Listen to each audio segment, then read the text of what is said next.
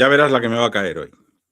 ¿Y si te dijera que gran parte de la Navidad que tienes en tu cabeza es culpa de un diccionario?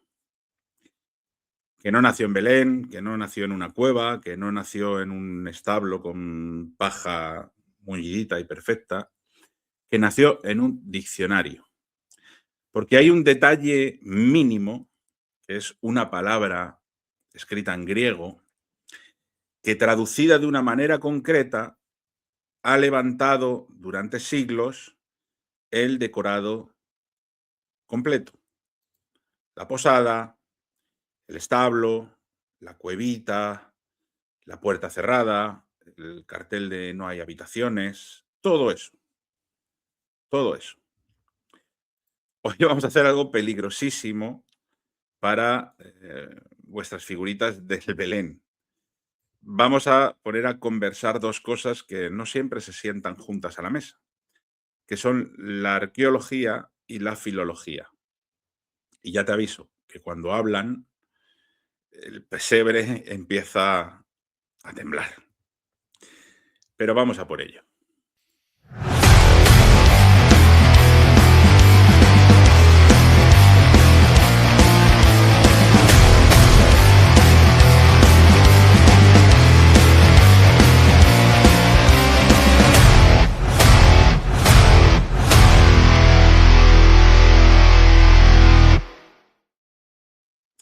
Primero, tenemos que empezar dando coordenadas.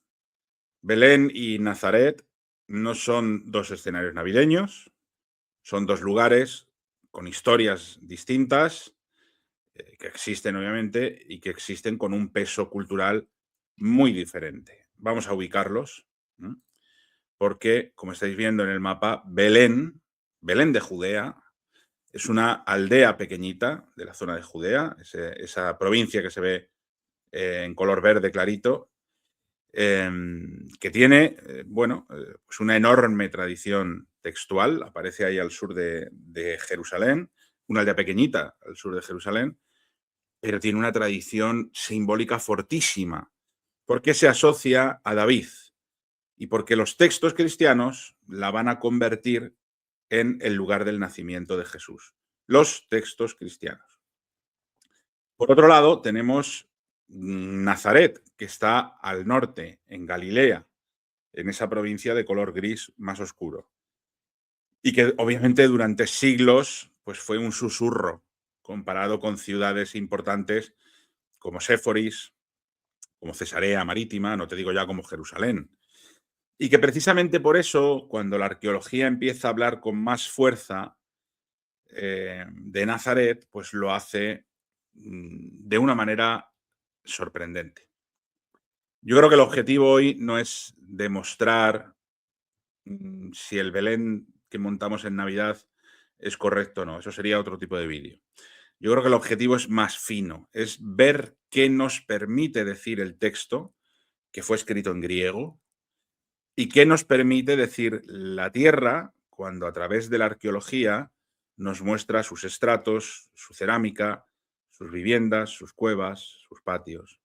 Y entre medias, pues hay un tercer personaje que es el que actúa casi de Celestino, ¿no? Entre uno y otro, que es la traducción, que a veces es la gran directora de arte de Occidente, de absorberlo de Oriente y traducirlo y amoldarlo para el Occidente. Para eso tenemos que ir a lo jugoso, al inicio de toda esta polémica, que es cuando llegan a Belén, la Sagrada Familia llega a Belén, o la Sagrada Familia no, porque todavía Jesús no ha nacido, José y María llegan a Belén y les dicen aquello de no vacancy, no hay sitio en la posada. Todo esto lo hemos oído mil veces, lo hemos visto en obras de teatro de los niños en el colegio, como un posadero malhumorado, con un farolito en la mano, sale y les dice que fuera, que ahí no hay hueco, que se vayan a buscarse la vida. Pero el problema es que en Lucas 2.7, porque San Lucas es el único que nos narra este pasaje, Pues el problema es que en Lucas el texto griego, porque él lo redacta en griego, usa una palabra que no termina de encajar del todo. En Lucas capítulo 2, versículos 4-7 nos dice: y José subió de Galilea, de la ciudad de Nazaret, a Judea, a la ciudad de David, que se llama Belén, por cuanto era la casa y familia de David, para ser empadronado con María, su mujer, desposada con él, la cual estaba encinta. Y aconteció que estando ellos allí, se cumplieron los días de su alumbramiento, y dio a luz a su hijo primogénito, y lo envolvió en pañales, y lo acostó en un pesebre, porque no había lugar para ellos en el mesón. Fijaros que aquí ni siquiera dice la posada. Esto está sacado de la última versión de la Biblia Reina Valera. Y en Reina Valera lo traducen como mesón. Pero claro, aquí es donde viene el problema. La palabra que aquí se ha traducido por mesón, la palabra que usa en griego Mateo para definirnos ese espacio y que no encaja del todo con esta escena. Esa palabra es catálima. Catalima o catalima, no sé cómo se dice, catalima. En Lucas 2:7 se dice que María acostó al niño en un pesebre porque no había lugar para ellos en el catalima. Y aquí es donde empieza el terremoto. Catalima no es necesariamente una posada en el sentido de negocio que da alojamiento por dinero. De hecho, en el propio Lucas, en el capítulo 22, versículo 10-11, para referirse al lugar donde se va a preparar la última cena, donde Jesús va a cenar con sus discípulos en la última cena, se vuelve a utilizar la palabra catalima. Y ahí casi todas las traducciones entienden algo como la sala de invitados o el receptáculo de invitados o el lugar donde está la gente. ¿Vale? No es una posada como si fuera un hotel, es un alojamiento de un lugar donde pues, las personas se reúnen, ¿no? Este pasaje dice: él les dijo, aquí, al entrar en la ciudad os saldrá al encuentro un hombre que lleva un cántaro de agua. Seguidle hasta la casa donde entrare y decid al padre de familia de esa casa: el maestro te dice, ¿dónde está el aposento? Catalima, aquí lo traducen en Reina Valera como aposento, donde he de comer la Pascua con mis discípulos. O sea, no es un albergue, no es un hotel, no es una posada, es un aposento donde se va a reunir pues, con amigos, con invitados. Es decir, Lucas puede usar catalima para una estancia dentro de una casa, pero no para un hostal, no para una posada, no para un hotel. Y esto no es una ocurrencia moderna de vamos a corregir la Navidad. Es un debate filológico muy serio, que tiene muchos años y que ha sido publicado y revisado en multitud de revistas académicas. Por ejemplo, yo os recomiendo la lectura de este artículo de Stephen Carlson, que se llama The Accommodations of Joseph and Mary in Bethlehem, Catalima en Lucas 2:7. Porque aquí se discute precisamente cómo se ha traducido tradicionalmente catalima desde Lucas 2:7. Pero claro, si catalima no es hotel, no es posada, ¿cómo se dice posada de verdad? Y aquí viene un dato que yo creo que es precioso, porque nos lo da también Lucas. Lucas sí conoce la palabra para la posada en el sentido de alojamiento público. En la parábola del buen samaritano, Lucas dice, capítulo 10, pero un samaritano que iba de camino vino cerca de él y viéndole fue movido a misericordia. Y acercándose, vendó sus heridas, echándoles aceite y vino, y poniéndole en su cabalgadura, lo llevó al mesón. Aquí lo vuelve a traducir Reina Valera como mesón. La posada, el hotel, lo traduce como mesón y cuidó de él. Ahora bien, en esta parábola del buen samaritano, Lucas no utiliza la palabra catalima, para referirse a ese mesón, a esa posada, que aquí sí es una posada, sí es un hotel. Utiliza la palabra pandokeion, ¿vale? Un pandokeion, que literalmente es una casa que recibe a todos. Es decir, un mesón, una posada, un hotel, un hostal. Claro, la pregunta es inevitable. Si Lucas quiere decir posada en Lucas 2, ¿por qué no usó pandokeion? ¿Por qué usa catalima? Claro, esa es una de las razones por las que muchos traductores modernos y comentaristas modernos se han movido hacia habitación de invitados y no hacia posada, o formulaciones que son complejas, que dan lugar a malentendidos, como no había alojamiento disponible. Pero no es un alojamiento de hotel, de que tú llegues a pagar y no haya habitaciones. Es que no hay espacio, más espacio, porque no se puede alojar a más gente dentro de ese espacio, que es una sala dentro de una casa. Pero claro, todo este decorado pues surgió a raíz de esa traducción. ¿Por qué? Porque aquí entra de nuevo la historia cultural. En la tradición latina, cuando se traduce del griego al latín, la Vulgata traduce catalima como diversorium, que es un término que puede sugerir lugar de alojamiento, pero de una manera muy amplia. No necesariamente como un negocio, con su posadero y con las llaves de las habitaciones colgando por detrás. Es un concepto, es un espacio de vivir, de convivir, donde me alojo y vivo, pero no me alojo en el sentido de pago por una habitación.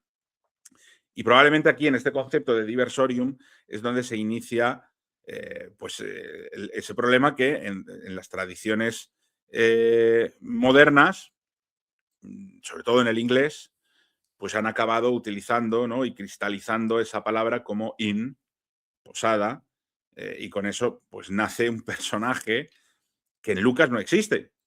En los evangelios no existe el posadero, ¿no? Ese posadero que da lugar a esa escena de José y María llegando embarazada y el posadero en la puerta diciéndole que no puedes pasar, como Gandalf, ¿no? Lo siento, no hay habitaciones libres. La puerta cerrada, el hotel está lleno. Iros a buscar un establo. Claro, la traducción no ilustra esto, no transmite todas estas ideas. Por eso las nuevas versiones internacionales de la Biblia, que son revisadas, fue la última, creo que fue revisada en el 2011, están cambiando ese versículo, ¿no? Ya no aparece ese no vacancy, no guest room available, no hay habitaciones, no. Todo esto cambia. Hay que empezar a entender que significa, catalima significa esto está petado, el espacio está lleno de gente, pero no es un hotel, no es una posada.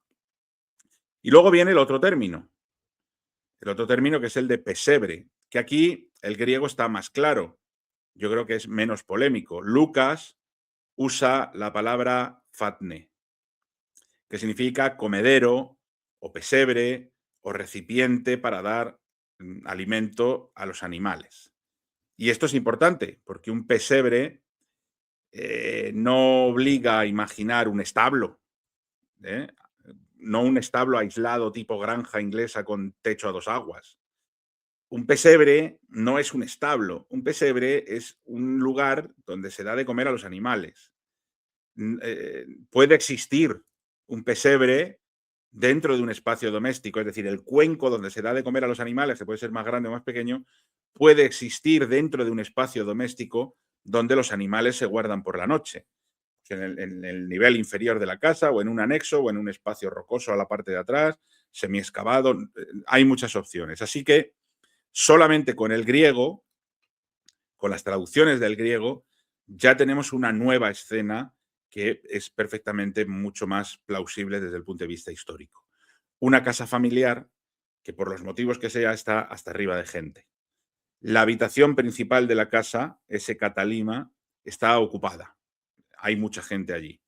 Y por tanto se llevan a esa niña a un espacio más aislado, más íntimo, fuera del espacio principal de esa casa, tal vez en un nivel inferior o en la zona donde se resguardan los animales, y por eso hay un pesebre, por eso hay un comedero de animales. Y ahora con este contexto filológico que hemos traducido, cogemos el paletín y nos vamos a ver qué nos dice el suelo, a ver qué nos dice la arqueología, porque ahí es donde Belén pierde y Nazaret se vuelve oro.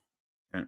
¿Por qué digo que Belén pierde? Bueno, pues porque Belén tiene un problema arqueológico muy clásico, que es un lugar intensamente sacralizado, construido y reconstruido y vuelto a construir durante siglos.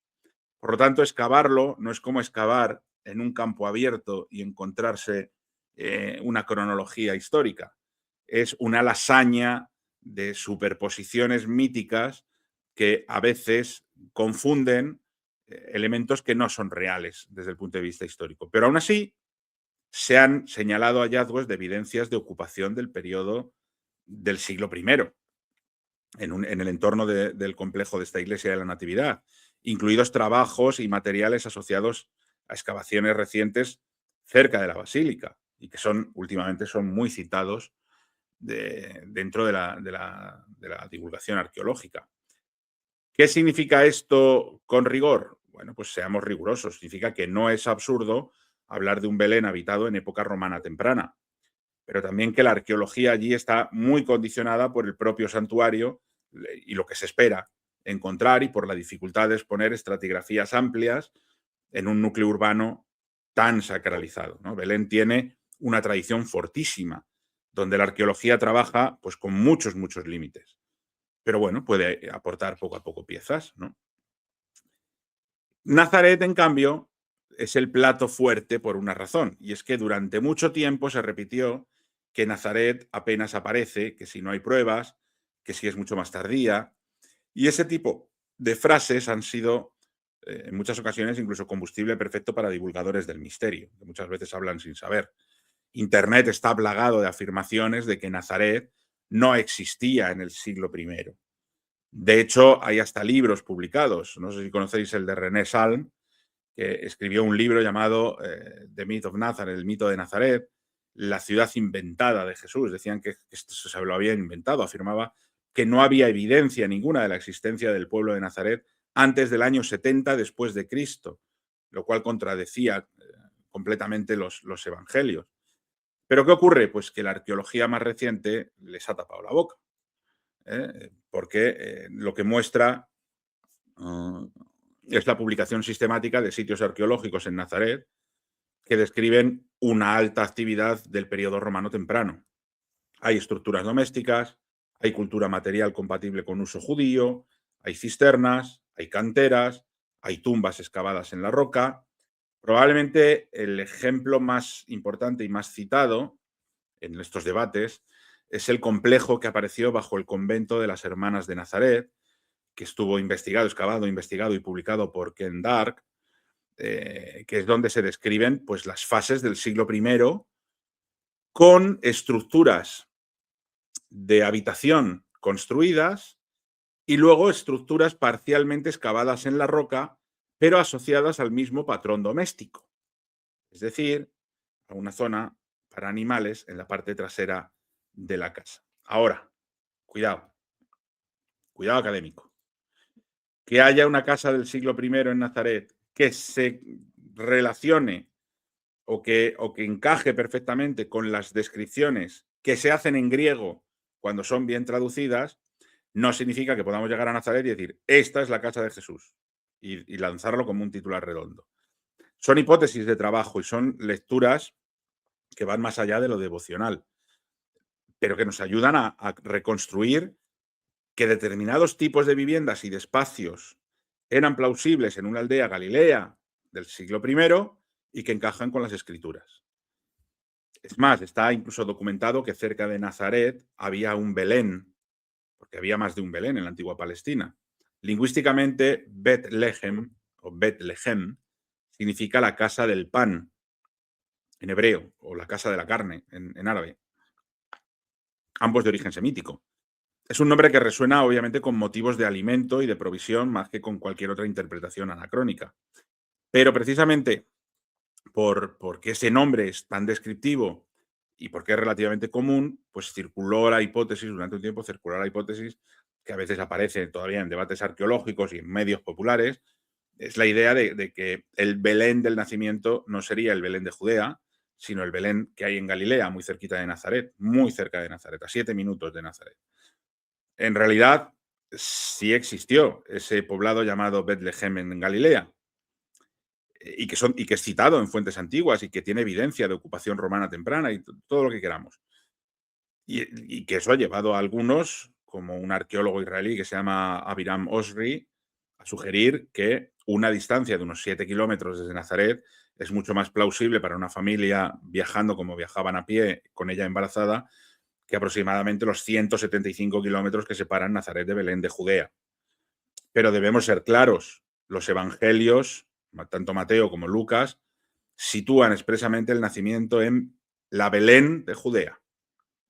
Y no hay textos cristianos antiguos que vinculen ese evento con otro Belén que no sea el de Judea, con un Belén galileo. La mayoría de los estudiosos interpreta que la ubicación del Belén de Judea es una elección teológica y una elección narrativa destinada a conectar al Mesías con la casa de David, como se profetizaba en los textos, por ejemplo, de Miqueas, ¿no? Más que como un dato geográfico derivado de una logística de viaje. Por lo tanto, la existencia de un Betlehem en Galilea nos ayuda a entender una toponimia, una vida cotidiana de la época, pero no sustituye la tradición textual cristiana, ni hay evidencia directa de que ese lugar pudiera ser el escenario del nacimiento. Tampoco lo hay de que lo fuera Belén. Todo apunta más desde el punto de vista arqueológico y en relación a las traducciones correctas que se hacen de las escrituras, con que pudo haber nacido en Nazaret. Además de lo que nos dice Mateo y Lucas y de lo que sugiere la arqueología, existe también una larga tradición de textos apócrifos que amplían narrativamente la escena del nacimiento que nos dan los evangelios. Por ejemplo, el más influyente, el protoevangelio de Santiago, que es un escrito cristiano antiguo que no forma parte del canon, obviamente, pero que se difundió ampliamente en los primeros siglos.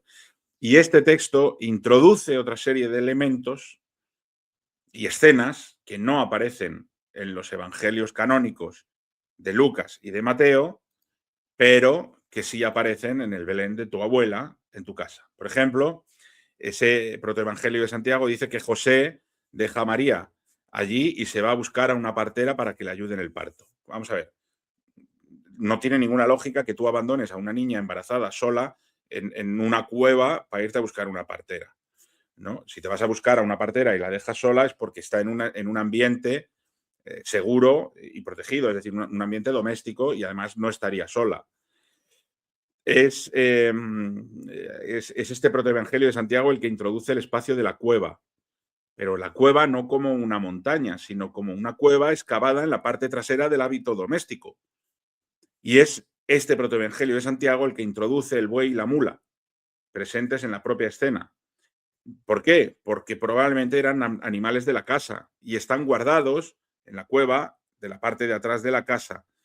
Todo hace indicar, en un contexto más nazareno que belenita, que cuando María se pone de parto en el espacio habitacional de la casa, allí habría más gente, probablemente otros hijos de José, porque José tenía otros hijos antes de casarse con María, y por buscar un poco de espacio, de tranquilidad o de intimidad, se llevaron a la niña, se llevaron a María a dar a luz a un espacio más íntimo. Y lo llevaron a la parte de atrás de la casa, a la cueva excavada en la roca, a la parte de la casa dedicada a guardar a los animales, y allí nació, al lado de un buey y de una mula, y colocaron al niño en un pesebre que tenían allí, ¿no? Todos estos elementos de esta escena, la cueva, la partera, el buey, la mula, que la familia vive el acontecimiento dentro de un entorno que es más doméstico y más estable que un establo abandonado a las afueras de Belén porque no hay espacio en la iglesia, pues todo esto deriva de ese protoevangelio de Santiago. Todo este tipo de añadidos apócrifos, si bien no tienen la autoridad canónica, es obvio que influyeron en la imaginería cristiana posterior, si no, tú no lo estarías poniendo en tu Belén. En el arte bizantino, en las pinturas medievales de la Natividad y finalmente en la cultura popular del Belén que tú montas en tu casa hoy en día. Por lo tanto, desde un punto de vista académico, esto nos dice algo que para mí es precioso, y es que la escena navideña no nació de un solo texto, sino de una conversación milenaria de textos y de tradiciones. y que muchas de las imágenes que hoy sentimos clásicas en realidad son fruto de esa expansión cultural y no de la fuente original. Es más poético que literal, ¿no? Y no pertenece al relato original. Ahora bien, ahora junta esas dos capas. Tienes el texto. Catalima sugiere lugar para estar, para alojarse en tu casa. Es como una habitación de invitados, una habitación principal. No es una posada comercial, no es un hotel. Luego tenemos Fatne, que es un comedero real, ¿no? Es un comedero para animales, pero que es compatible con los espacios domésticos donde se guardan esos animales. Y tenemos la arqueología de Nazaret, que en esos contextos galileos del siglo I nos dice que hay evidencias de estructuras domésticas donde lo excavado en la roca, cisternas, patios, espacios de almacenamiento, son parte normal de la vivienda. ¿Cuál es el resultado? Por lo menos para mí, pues que la imagen del hostal de carretera con un posadero enfadado en la puerta, diciendo que no hay habitaciones y una cuadra aparte, medio derruida, en un covacho, empieza a aparecer menos texto bíblico y más decorado cultural. No es que la Navidad nos haya mentido, es que nos ha ido ilustrando con una estética posterior que probablemente deriva de una traducción errónea. En resumen, en Lucas no aparece ningún posadero, no aparece ningún hotel, aparece una frase de disponibilidad de espacio en un catalima.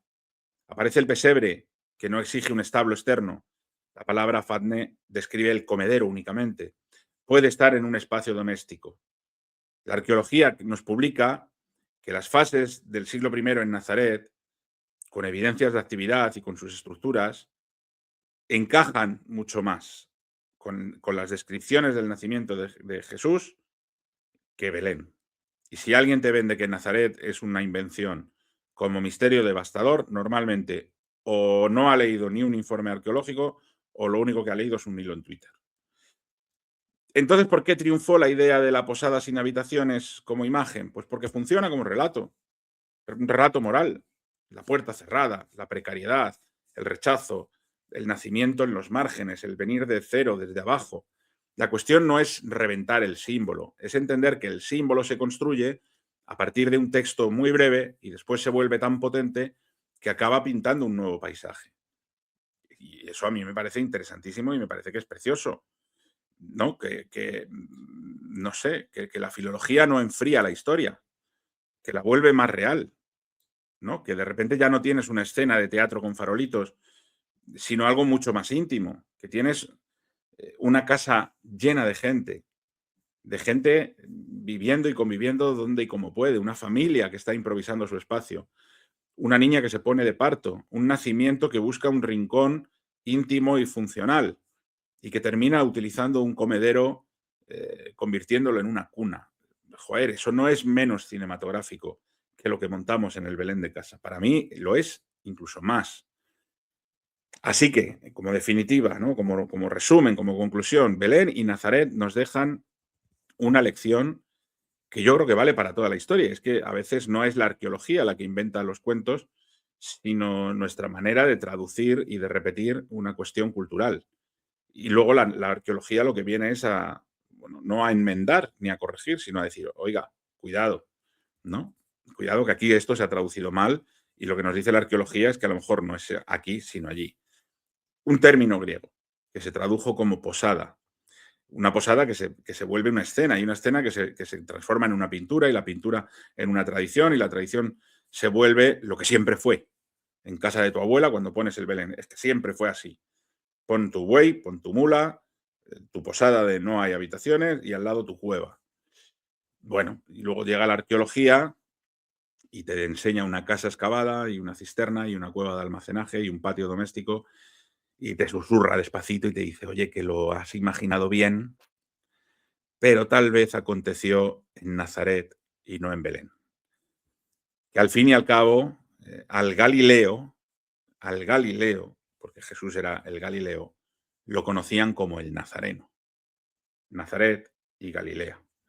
Luego, probablemente, mi opinión, modesta y humilde, que no tiene nada que ver con las creencias, es que desde el punto de vista histórico, todo, traducciones y arqueología, encaja más con Nazaret como lugar de nacimiento de Jesús que como Belén, que sería simplemente el espacio mítico utilizado para enraizarlo con la casa de David para cumplir con la profecía. Así que nada, tenedlo en cuenta si cada año montáis el Belén en casa, que a lo mejor a partir de ahora, si queremos ser rigurosos históricamente, deberíamos empezar a montar el portal de Nazaret. Nada más. Espero que os haya interesado, que os haya gustado. Os deseo felices fiestas y nos vemos en el siguiente vídeo.